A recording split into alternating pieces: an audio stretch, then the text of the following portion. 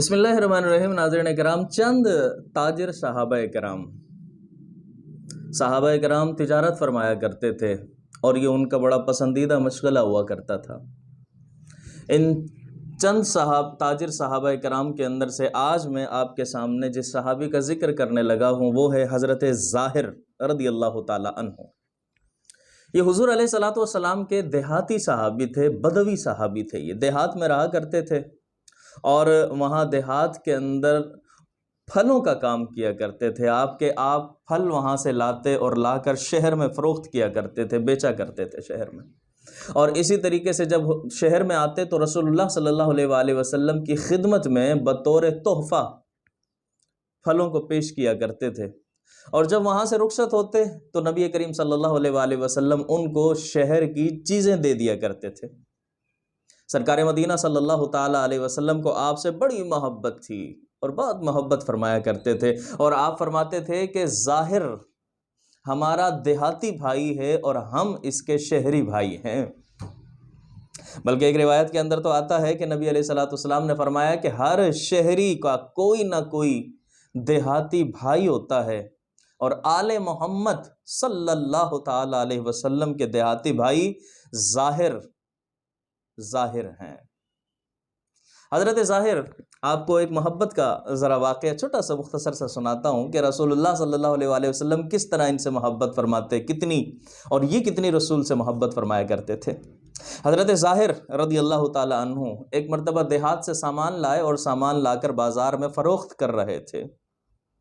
ایک روز نبی کریم صلی اللہ علیہ وآلہ وسلم بھی اسی بازار میں تشریف لے گئے۔ بازار کی طرف نکلے تو آپ نے کیا دیکھا کہ ظاہر سامنے سامان بیچ رہا ہے، سامان فروخت کر رہا ہے۔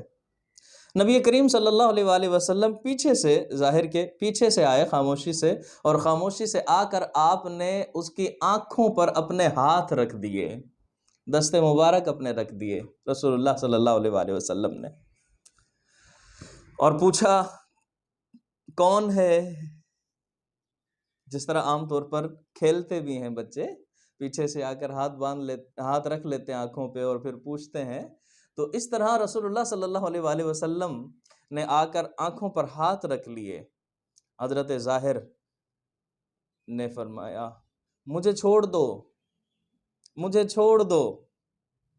جب حضرت ظاہر نے تھوڑی سی توجہ پیچھے کی طرف کی تو پہچان لیا یہ کوئی اور نہیں، یہ تو نبی کریم صلی اللہ تعالی علیہ وسلم ہے، حضور علیہ السلام۔ بس فرط محبت میں آ گئے، اور فرط محبت میں آ کر آہستہ آہستہ پیچھے ہونے لگے، اس حد تک کہ حضرت ظاہر نے اپنی پیٹھ رسول اللہ صلی اللہ علیہ وآلہ وسلم کے سینے سے ملا لی تھی، سینے سے پیٹھ کو ملا لیا۔ اور حضور اکرم صلی اللہ علیہ وآلہ وسلم نے پھر مزاحاً فرمایا کہ لوگوں کون ہے جو مجھ سے یہ غلام خریدے گا؟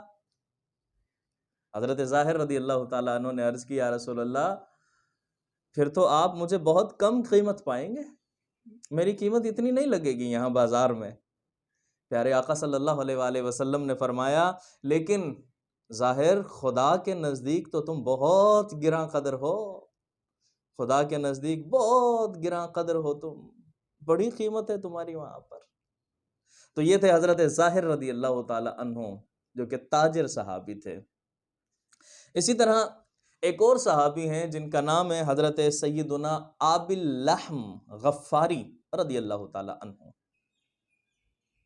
آپ کا نام عبداللہ تھا، والد کا نام عبد الملک، اور آپ کا تعلق قبیلہ غفار سے ہے، اور آپ بدری صحابی ہیں، یعنی جنہوں نے غزوہ بدر کے اندر شرکت کی۔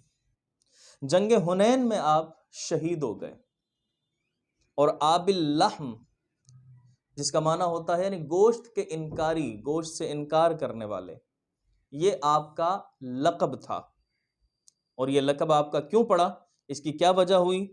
کہتے ہیں کہ پرانے زمانے کے اندر، زمانہ جاہلیت کے اندر، جب لوگ بتوں کے نام پر جانوروں کو ذبح کیا کرتے تھے تو آپ گوشت نہیں کھایا کرتے تھے، گوشت نہیں کھاتے تھے، گوشت کا انکار کر دیا کرتے تھے، اسی لیے آپ کو ابی اللحم کے لقب سے پکارا جاتا تھا۔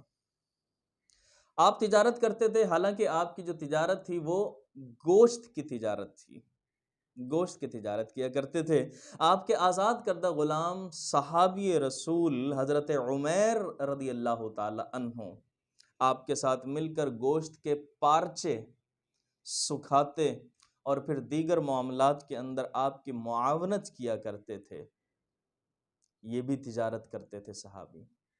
تو ناظرین کرام، صحابہ کرام نے بھی تجارت کو بہت پسند کیا، بہت پسند کیا، اور تجارت میں نفع بھی بہت زیادہ ہے۔ تو کوشش کریں کہ ہم بھی رسول اللہ اور صحابہ کرام کی اس سنت پر عمل کریں تاکہ فائدہ بہت زیادہ ہمیں حاصل ہو۔